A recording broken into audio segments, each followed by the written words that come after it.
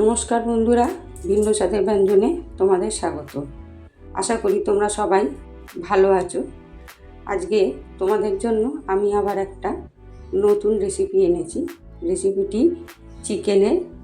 এটা হলো গোটা মশলার চিকেন। এটা তৈরি করতে খুব কম সময় লাগে আর খেতেও খুব সুস্বাদু হয়। এটা রুটি, পরোটা, ভাত সব কিছুর সঙ্গেই খেতে পারো। এটি তৈরি করতে আমার কী লাগছে আগে তোমাদের দেখ। 1 কেজি চিকেন আমি ভালো করে ধুয়ে পরিষ্কার করে নিয়েছি। এবারে এতে আমি 100 গ্রাম মতো টক দই দিয়ে দেবো আর একটু মশলা দেবো। জিরে, ধনে, লঙ্কা, কাশ্মীরি লঙ্কা, গরম মশলা, হলুদ সবই হাফ চামচ করে আমি দিয়ে দেবো। এটা ম্যারিনেট করবার সময় আর একটা আমি জিনিস দেবো, সেটা হলো একটু সর্ষের তেল। সর্ষের তেলটা দিলে পরে এই চিকেনের কাঁচা একটা আষ্টে গন্ধ বেরোয়, সেই গন্ধটা চলে যায়। এগুলো সব দিয়ে আমি ম্যারিনেট করব। একটু পাতিলেবুর রসও আমি দিয়ে দেবো। দিয়ে এগুলো ভালো করে আমি মিশিয়ে নেব।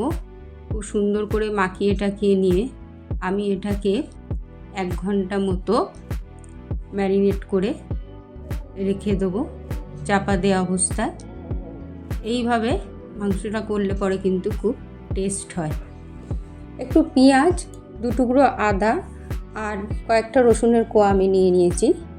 আর নিয়ে নেব গরম মশলা, গোটা গরম মশলা নেব। এখানে আমি দারচিনি, লবঙ্গ, ছোটো এলাচ, সাজিরে আর একটু জায়ফল আর 2টো তেজপাতা নিয়ে নিয়েছি আর 2টো শুকনো লঙ্কা নিয়ে নিয়েছি। চলুন এবার রান্নাটা করা যাক। গ্যাসে আমি কড়াটা বসিয়ে দিয়েছি। এবার এতে আমি পরিমাণ মতো তেল দেব আর দেব 2 চামচ ঘি। তেল আর ঘি দিয়ে রান্নাটা করলে রান্নাটা কিন্তু খেতে খুব স্বাদ হয়। তবে যদি আপনারা চান তাহলে শুধু ঘিতেও রান্নাটা করতে পারেন। আমি তেল ঘি মিশিয়েই রান্নাটা করব। শুধু ঘিতে করলেও খেতে কিন্তু খুব সুস্বাদু হয়। তেল আর ঘিটা আমার গরম হয়ে গেছে।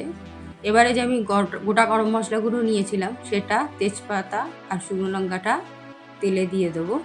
ফোড়নটাকে আমি হতে দেবো। ফোড়নটা আমার হয়ে গেছে। এবারে যে পেঁয়াজ 3টে নিয়েছিলাম সেটাকে আমি ভালো করে কুচিয়ে নিয়েছি। কুচোনোটা খুব ভালো করে কুচোতে হবে যাতে মুখে না লাগে। যেহেতু এটা গোটা মশলার রান্না সেহেতু আমি এতে কোনো বাটা মশলা ইউজ করিনি, পুরোটাই গোটা মশলা অর্থাৎ কুচোনো মশলাতেই দিয়েছি। আদা রসুনটাও আমি খুব সুন্দরভাবে কুচিয়ে নিয়েছি। কুচোনোটা যত মিহি হবে রান্নাটা খেতেও তত ভালো হবে। এটা ভালো করে আমি লাল লাল করে ভেজে নেব। ভাজবার সময় আমি সামান্য পরিমাণে একটুখানি চিনি দেব। তবে চিনিটা সম্পূর্ণ অপশনাল, আপনারা যদি না চান নাও দিতে পারেন। তবে এই সব রান্নায় সামান্য একটু চিনি যদি দেওয়া হয় তাহলে কিন্তু খেতে খুব টেস্ট হয়। চিনিটা দিয়ে আমি লাল লাল করে এটাকে ভাজতে থাকবো। লাল লাল করে ভাজবার পর তারপর আমি এতে 2টো টমেটো দিয়ে দেবো। টমেটো 2টো আমি আগে থাকতে কুচিয়ে রেখেছিলাম। এইবার দেখুন পেঁয়াজটা আমার লাল লাল হয়ে গেছে। টমেটো 2টো আমি এর মধ্যে দিয়ে সামান্য একটু নুন দেবো। নুনটা দিলে পরে টমেটোটা তাড়াতাড়ি গলে যায়। একটু মশলার জল ছিল সেটা আমি এতে একটু দিয়ে দিলাম। এবার আমি নুনটা দিয়ে দেবো, দিয়ে আমি এটাকে ঢাকা দিয়ে দেবো। টমেটোটা গলে গেলে তারপর আমি যে চিকেনটা রয়েছে ম্যারিনেট করা সেই চিকেনটা আমি এতে ঢেলে দেবো। এই রান্নাটা খুব কম মশলায় হয় আর খেতে ভীষণ লাইট হয়। তাই এই রান্নাটা যে কোনো সময়, শীত গ্রীষ্ম বর্ষা সব সময় খাওয়া যায়। মাংসটা আমি পুরোপুরি দিয়ে দেবো কড়াতে। দেওয়ার পর আমি পাত্রটা ধুয়ে একটু জল দিয়ে দেবো। জলটা দেওয়ার পর আমি এতে নুন দেব। নুনটা পরিমাণ মতো দিতে হবে।